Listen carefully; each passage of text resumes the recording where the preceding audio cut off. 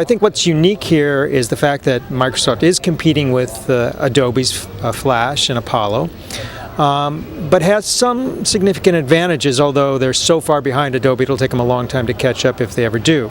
Those advantages have to do with just the comprehensive platform that Microsoft has. So they have tools for designers called Expression, and then they have this Silverlight platform for developers, and what's really cool is that it supports and works with .NET, which means that .NET developers can now develop these rich kinds of applications, and they work across any platform.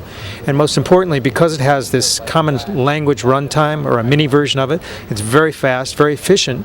They can also write in any language, Python, JavaScript, Ruby.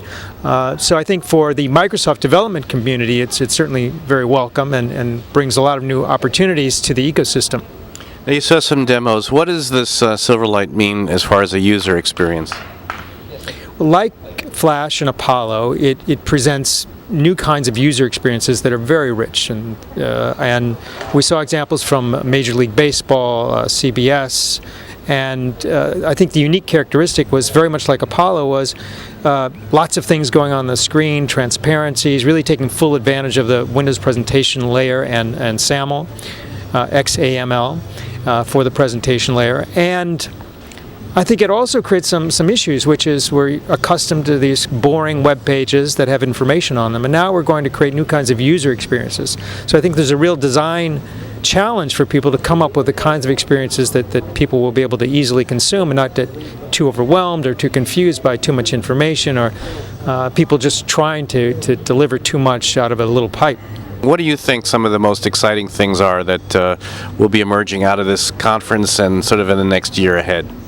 I think at this point we are still in this transition period where we're coming out of the Stone Age, in which we had the traditional media